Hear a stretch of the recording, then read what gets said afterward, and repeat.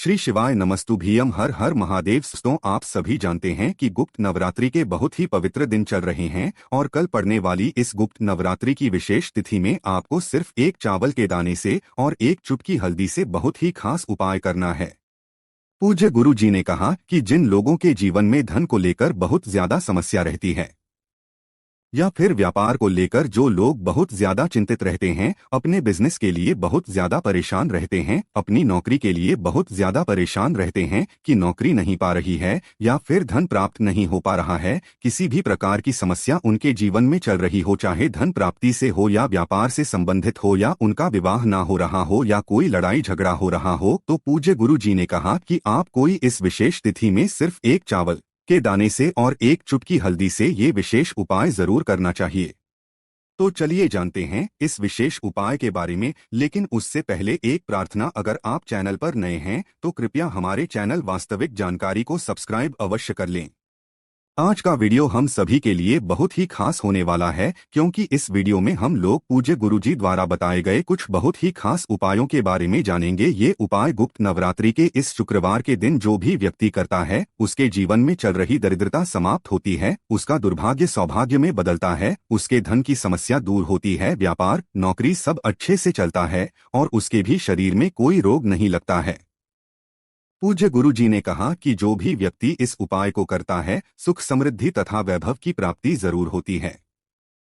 तो चलिए जानते हैं गुरुजी द्वारा बताए गए सबसे पहले उपाय के बारे में। इस उपाय के लिए आपको सबसे पहले एक चावल का दाना ले लेना है। चावल का दाना लेते समय आप ध्यान रखेंगे कि ये कहीं से भी टूटा हुआ नहीं होना चाहिए, खंडित नहीं होना चाहिए, क्योंकि शिवलिंग के ऊपर हम लोग कोई भी खंडित सामग्री समर्पित नहीं करते हैं। फिर इसी के साथ आपको थोड़ा सा पीला चंदन ले लेना है।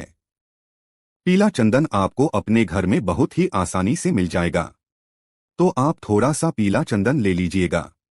अगर आपके पास नहीं है तो आप किसी भी पूजन सामग्री वाली दुकान में 5 या 10 रुपए का ले सकते हैं। इसी के साथ आपको ले लेना है एक लोटा जल। तांबे के पात्र में आपको अपने किचन से एक लोटा जल ले लेना है और फिर सबसे आखिर में आपको ले लेनी है एक बेलपत्र। बेलपत्र अगर आपके पास नहीं है तो शिवलिंग के ऊपर चढ़ी हुई बेलपत्र को उठाकर जल से शुद्ध करके फिर आप उसका भी इस्तेमाल कर सकते हैं। बस आपको ध्यान रखना है कि ये बेलपत्र कहीं से भी कटीफटी नहीं होनी चाहिए और बेलपत्र की डंडी के आखिर में जो टूट होती है यानी जो डंठल होता है वो भी नहीं होना चाहिए। अब ये सारी सामग्री लेकर आपको शिवालय पहुंच जाना है। ये उपाय आप सुबह करना चाहें तो सुबह कर लें और शाम को करना चाहें तो शाम को कर लें। पूरे दिन में किसी भी समय आप इस उपाय को कर सकते हैं। पूज्य गुरु जी ने कहा कि जिन लोगों की जीवन में कोई विशेष मनोकामना है, जो मनोकामना परिपूर्ण हो ही नहीं पा रही है, वे लोग कई व्रत कर चुके हैं, कई उपाय कर चुके हैं, कई सारे प्रयास कर गए हैं। हर एक उपाय करने के बावजूद भी अगर मनोकामना परिपूर्ण नहीं हो पा रही है, धन प्राप्त नहीं हो पा रहा है, नौकरी नहीं लग पा रही है, तो पूज्य गुरु जी ने कहा कि आपको सिर्फ एक बार ये विशेष उपाय जरूर करना चाहिए। अब सारी सामग्री लेकर शिवालय पहुंच गए। शिवालय पहुंचने के बाद आप दक्षिण दिशा में बैठ जाइए और उत्तर दिशा की तरफ अपना फेस कर लीजिए। लेकिन अगर शिवालय में भीड़ है तो ऐसी स्थिति में आप किसी भी दिशा में बैठकर शिवलिंग की पूजा प्रार्थना कर सकते हैं। अब सबसे पहले आप जो एक बेलपत्र लेकर आए हैं, बेलपत्र की 3 पत्तियां होती है और तीनों पत्तियों में आपको चिकनी साइड ये उपाय करना है। 3 पत्तियों की जो चिकनी साइड होती है, उन चिकनी साइड में आपको ये चंदन लगाना है। लेकिन चंदन लगाएंगे कैसे? चंदन में आप थोड़ा सा जल मिलाइए और इस चंदन को एक लेप की तरह तैयार करिए और फिर आपको अपने दाहिने हाथ यानी राइट हैंड की अनामिका उंगली से इन तीनों पत्तियों में चंदन लगा देना है। सबसे पहले नीचे की दोनों पत्तियों में चंदन लगाइए। एक एक बिंदी यानी एक एक टीक की इस चंदन की लगा दीजिए और फिर ऊपर वाली पत्ती में जब आप लगाएंगे तो थोड़ा सा ज्यादा चंदन लगाएंगे, क्योंकि इसी चंदन में आपको ये चावल रखना है। तो नीचे वाली पत्तियों में आपको एक एक बिंदी चंदन की रख देनी है। ध्यान रखिएगा, ये आपको तीनों पत्तियों में चिकनी साइड ही करना है। ये करते जाइए और मंत्र का स्मरण करते जाइए। इसके बाद आप जो एक चावल का दाना लेकर आए हैं उसको ऊपर वाली पत्ती में जो आपने चंदन लगाया है उसी में लगा दीजिए। ये चावल का उस चंदन में चिपक जाएगा। अब ये बेलपत्र आपको अपने हाथ में रखना है। आपको अपनी मनोकामना का स्मरण करना है और महादेव से उस मनोकामना को पूर्ण करने की प्रार्थना करनी है। सबसे पहले आप ये जो एक लोटा जल लेकर आए, इसको धीरे धीरे शिवलिंग के ऊपर समर्पित करते जाइए, मंत्र का स्मरण करते जाइए। और पूज्य गुरु जी कहते हैं कि जल आपको बिल्कुल धीरे धीरे समर्पित करना होता है। ये जल समर्पित करने के बाद आपने ये जो बेलपत्र तैयार है, इसको शिवलिंग के ऊपर समर्पित कर देंगे। पहले आपको जल समर्पित करना है, फिर ये बेलपत्र आपको अपनी हथेली में रखना है। आपको मनोकामना का स्मरण करना है और ये बेलपत्र आपको चिकनी साइड वाला हिस्सा शिवलिंग में टच करें। ऐसे आपको बेलपत्र शिवलिंग के ऊपर समर्पित कर देना है, यानी जिस तरफ आपने चंदन और चावल लगाया है वो हिस्सा शिवलिंग में टच करें और ऐसे आपको बेलपत्र रख देनी है। बेलपत्र की चिकनी साइड का हिस्सा शिवलिंग में टच करेगा और बेलपत्र की डंडी जलाधारी की तरफ रहेगी। सामने आपको वीडियो में का प्रयास किया जा रहा है। पूज्य गुरुजी ने कहा है कि जब भी किसी की कोई विशेष मनोकामना हो और वो मनोकामना परिपूर्ण ना हो रही हो तो आपको सिर्फ एक बार ये उपाय शुक्रवार के दिन कर लेना चाहिए। आपकी मनोकामना महादेव की कृपा से जरूर परिपूर्ण हो जाती है। आप जानते हैं पूज्य गुरुजी द्वारा बताए गए दूसरे उपाय के बारे में जो आपके जीवन में धन धान्य की बढ़ोतरी के लिए है, रुपए पैसों की प्राप्ति के लिए है। इस उपाय के लिए आपको थोड़े से चावल के दाने ले लेने हैं।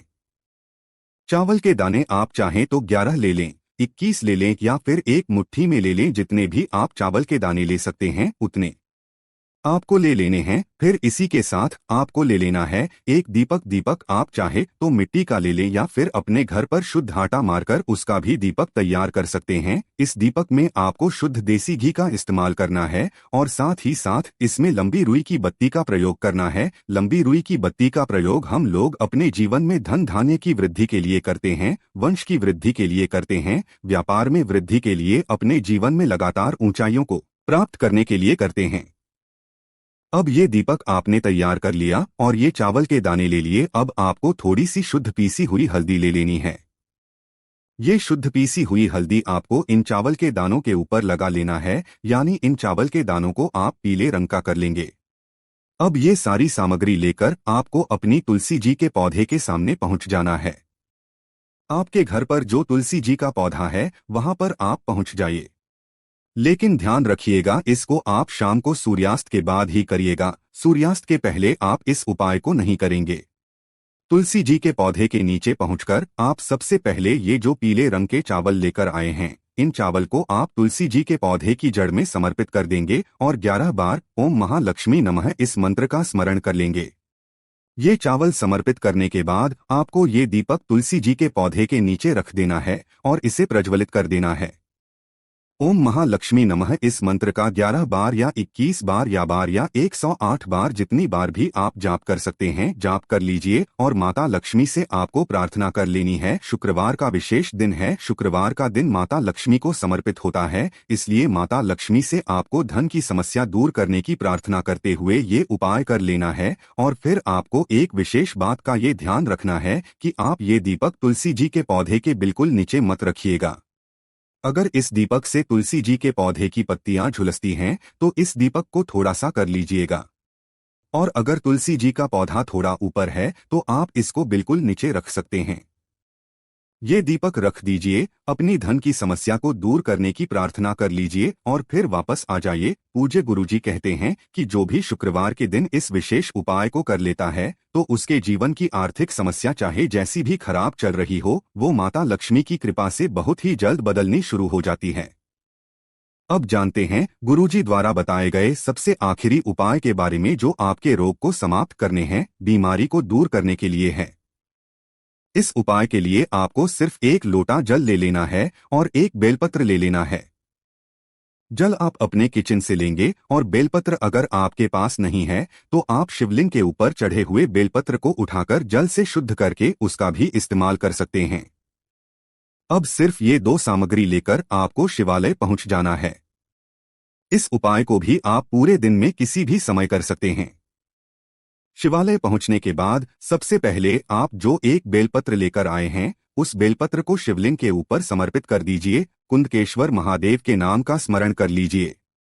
कुंदकेश्वर महादेव से प्रार्थना कर लीजिए कि मेरे शरीर में या फिर मेरे परिवार के सदस्य के शरीर में जो बीमारी चल रही है उसको समाप्त करने की कृपा करें।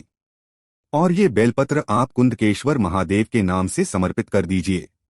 इसके बाद आप जो एक लोटा जल लेकर आए हैं, इसको भी धीरे धीरे इसी बेलपत्र के ऊपर समर्पित करते जाइए और कुंदकेश्वर महादेव का स्मरण करते जाइए। अब जलाधारी से जो जल नीचे गिर रहा है, उस जल को आप थोड़ा सा किसी खाली ले लीजिए। आप चाहे तो इसी जल के पात्र में यानी इसी लोटे में थोड़ा सा जल ले सकते हैं। और फिर जल लेने के बाद आपने जो बेलपत्र शिवलिंग के ऊपर समर्पित की है, इसको भी आप उठा लीजिए और ये दोनों यानी एक बेलपत्र और थोड़ा सा जल ये आपको महादेव से औषधि स्वरूप प्राप्त कर लेनी है। आपको कुंदकेश्वर महादेव से प्रार्थना कर लेनी है कि इस बेलपत्र को और इस जल को औषधि स्वरूप बना दीजिए और फिर ये लेकर आपको अपने घर आ जाना है। अब जिसके भी शरीर में कोई भारी रोग हो गया है, आपके शरीर में भारी रोग हो गया है या फिर आपके घर के किसी सदस्य के शरीर में भारी रोग हो गया है, तो उसको इस जल का थोड़ा सा आचमन कर लेना है। थोड़ा थोड़ा जल का आचमन करते जाइए पूरे दिन में और ये बेलपत्र की तीनों पत्तियां खाते जाइए, यानी इन बेलपत्र की तीनों पत्तियों का भी आचमन करते जाइए। बेलपत्र खाते समय और जल का आचमन करते समय आपको कुंदकेश्वर महादेव का स्मरण लगातार करते रहना है। पूज्य गुरु जी ने कहा कि जो भी व्यक्ति इस उपाय को लगातार कुछ दिनों तक कर लेता है तो उसके की बड़ी से बड़ी बीमारी कुंदकेश्वर महादेव की कृपा से बहुत ही जल्द समाप्त हो जाती है। दोस्तों, इस उपाय को लेकर आपको कोई भी दिक्कत, समस्या या परेशानी आती है तो उसे आप हमसे कमेंट करके पूछ सकते हैं। साथ ही हमारे वेबसाइट वास्तविक जानकारी .blogspot.com पर जाकर भी आप लोग ये वाले उपाय को अच्छे से पढ़ सकते हो और वहां से भी जो है इस उपाय की जानकारी ले सकते हो। श्री शिवाय नमस्तुभ्यम। हर हर महादेव।